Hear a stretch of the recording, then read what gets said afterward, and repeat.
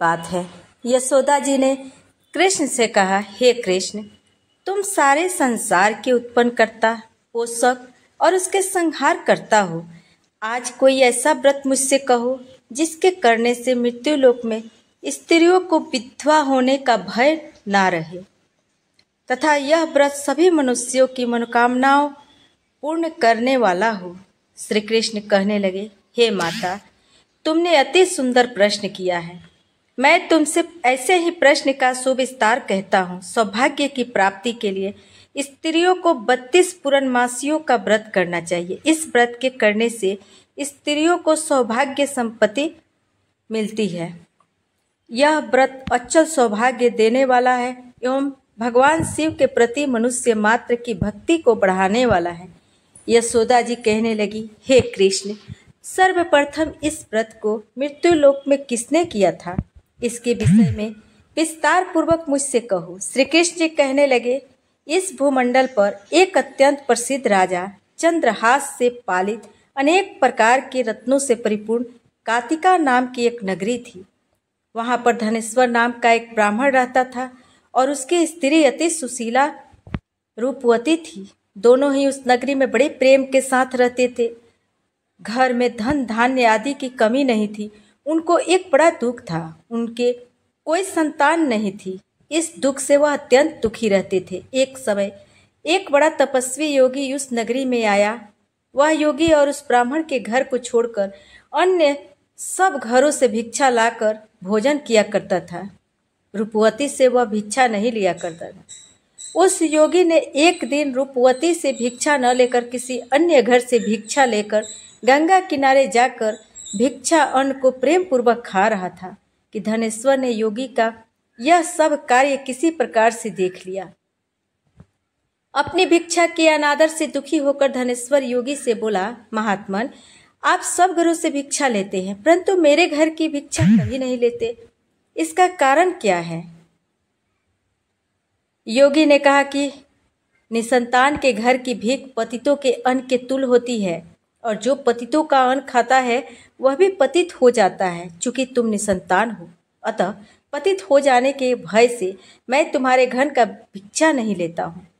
धनेश्वर यह बात सुनकर अपने मन में बहुत दुखी हुआ और हाथ जोड़कर योगी के पैरों में गिर पड़ा और अंतर भाव से कहने लगा, हे महाराज, यदि ऐसा है तो आप मुझको पुत्र प्राप्ति का उपाय बताइए। आप सर्वज्ञ हैं, मुझ पर अवश्य ही या कृपा कीजिए। धन की मेरे घर में कोई कमी नहीं है परंतु मैं पुत्र न होने के कारण अत्यंत दुखी हूँ। आप मेरे इस दुख का हरण करें, आप सामर्थ्यवान हैं। यह सुनकर योगी कहने लगे, हे ब्राह्मण, तुम चंडी की आराधना करो। घर आकर उसने अपनी स्त्री से सब वृत्तांत कहा और स्वयं तप के निर्मित वन में चला गया। वन में जाकर उसने चंडी की उपासना की और उपवास किया। चंडी ने 16वें दिन उसको स्वप्न में दर्शन दिया और कहा, हे धनेश्वर, जा तेरे पुत्र होगा, परंतु वह 16 वर्ष की आयु में ही मृत्यु को प्राप्त हो जाएगा। यदि तुम दोनों स्त्री पुरुष 32 पूर्णमासियों का व्रत विधि पूर्वक करोगे तो वह दीर्घायु होगा। जितनी तुम्हारी सामर्थ्य हो आटे के दिए बनाकर शिव जी का पूजन करना, परंतु पूर्णमासी को 32 हो जाने चाहिए। प्रातः काल होने पर इस स्थान के समीप तुम्हें एक आम का वृक्ष दिखाई देगा। उस पर तुम चढ़कर एक फल तोड़कर शीघ्र अपने घर चले जाना। अपनी स्त्री को सब वृत्तांत कहना। ऋतु स्नान के पश्चात वह स्वच्छ होकर श्री शंकर जी का ध्यान करके उस फल को खा लेगी। तब शंकर भगवान की कृपा से उसको गर्भ हो जाएगा।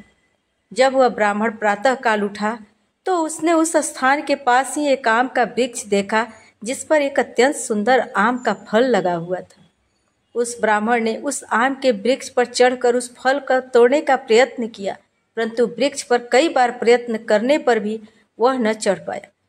तब उस ब्राह्मण ने बहुत चिंता हुई, विघ्न विनाशक श्री गणेश जी की वंदना करने लगा। हे दयानिधे, आप भक्तों के विघ्नों का नाश करके उनके मंगल कार्य को करने वाले, दुष्टों का नाश करने वाले, रिद्धि सिद्धि के देने वाले, आप मुझ पर कृपा करके इतना बल दे कि मैं अपने मनोरथ को पूर्ण कर सकूं। इस प्रकार गणेश जी की प्रार्थना करने पर उनकी कृपा से धनेश्वर वृक्ष पर चढ़ गया और उसने एक अति सुंदर आम का फल देखा। उसने विचार किया कि जो वरदान से फल मिला था वह यह है और कोई फल दिखाई नहीं देता। उस धनेश्वर ब्राह्मण ने जल्दी से उस फल को तोड़कर अपनी स्त्री को ला कर दिया और स्त्री ने अपने पति के कथनानुसार उस फल को खा लिया और वह गर्भवती हो गई। देवी जी की असीम कृपा से उसे एक अत्यंत सुंदर पुत्र प्राप्त हुआ जिसका नाम उन्होंने देवीदास रखा।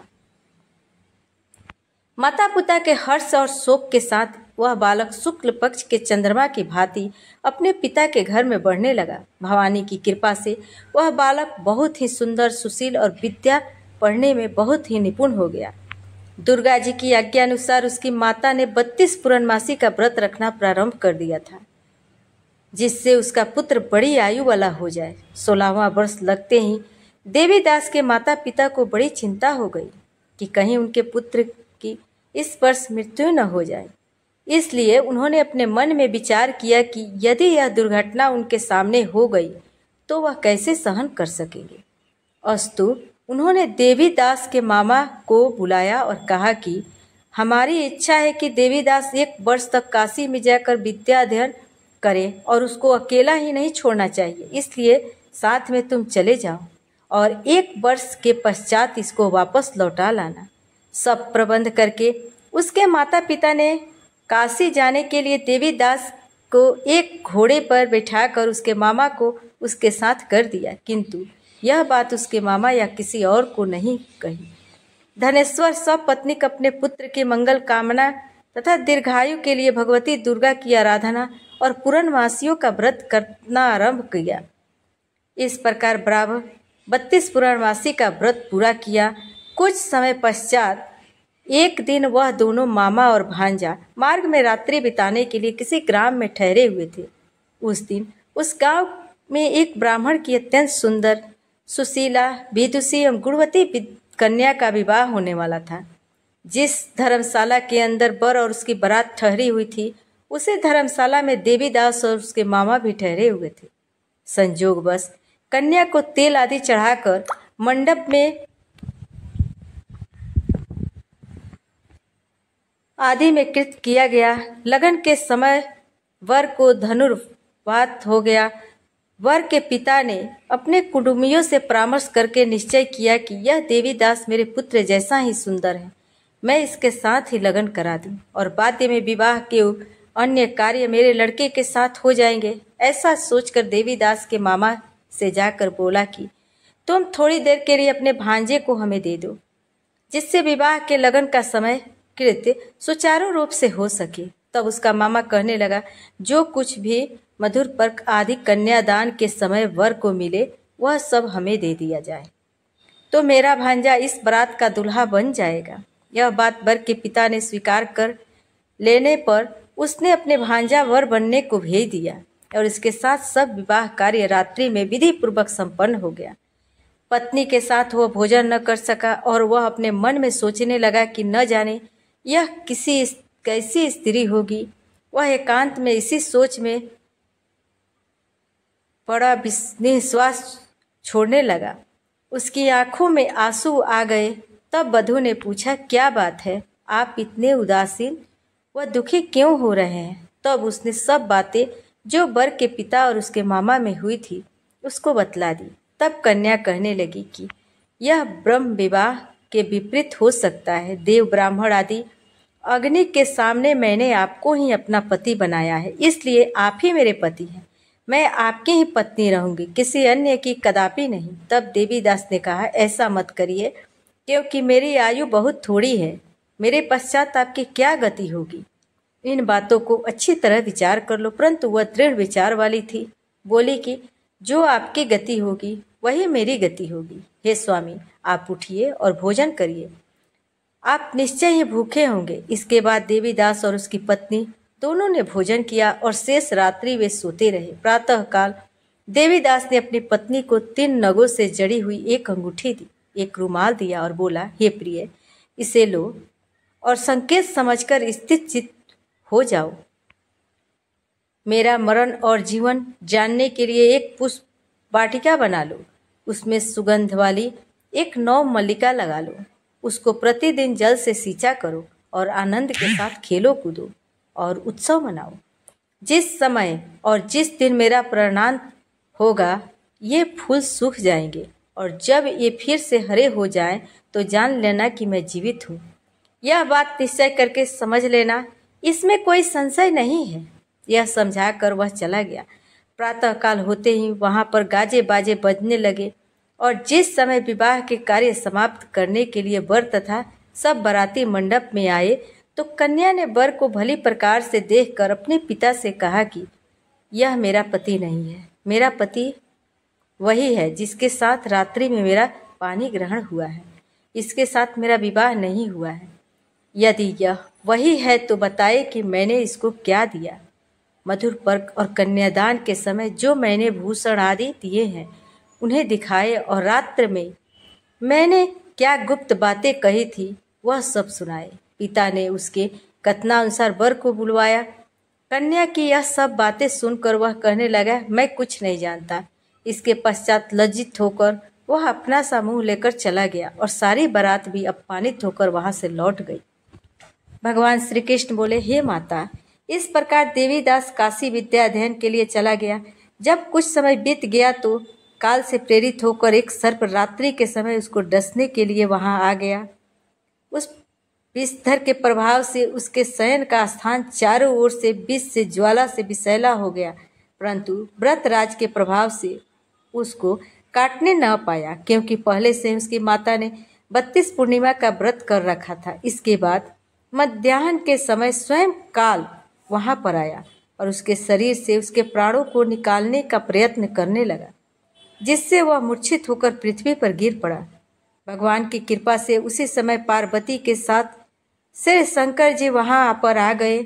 उसको मूर्छित दशा में देखकर पार्वती जी से भगवान शंकर ने प्रार्थना की, हे महाराज, इस बालक के माता पिता 32 पूर्णिमा का व्रत किया था, जिसके प्रभाव से हे भगवान आप इसको प्राण दान दें। भवानी के कहने पर भक्त वत्सल भगवान श्री शिव जी ने उसको प्राण दान दे दिया। इस व्रत के प्रभाव से काल को भी पीछे हटना पड़ा और देवीदास स्वस्थ होकर बैठ गया।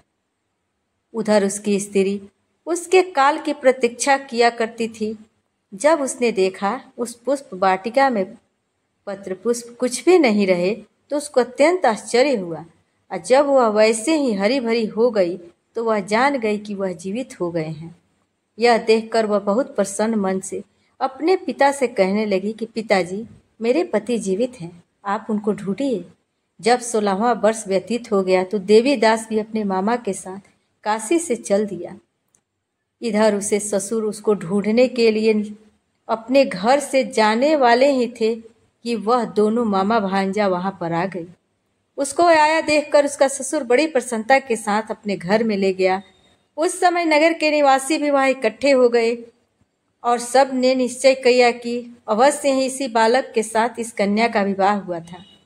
उस बालक को जब कन्या ने देखा तो पहचान लिया और कहा कि यह तो वही है जो संकेत करके गया था। तदनुपरांत सभी कहने लगे, भला हुआ जो यह आ गया। सब नगरवासियों ने आनंद मनाया। कुछ दिन बाद देवीदास अपनी पत्नी और मामा के साथ अपने ससुर के घर से बहुत सा उपहार आदि लेकर अपने घर के लिए प्रस्थान किया। जब वो अपने गांव के निकट आ गया तो कई लोग ने उसको देखकर उसके माता पिता को पहले ही जाकर खबर दे दी कि तुम्हारा पुत्र देवीदास अपनी पत्नी और मामा के सहित आ रहा है। ऐसा सुनकर पहले तो उन्हें विश्वास ही नहीं हुआ, किंतु जब और लोगों ने भी आकर उनकी बात का समर्थन किया तो उनको बड़ा आश्चर्य हुआ। लेकिन थोड़े देर में देवीदास ने आकर अपने माता पिता के चरणों में अपना सिर रखकर प्रणाम किया और उसकी पत्नी ने अपने सास ससुर के चरणों को स्पर्श किया तो माता पिता ने अपने पुत्र और पुत्र वधू को अपने हृदय से लगा लिया और दोनों की आंखों में प्रेम आंसू बह चले।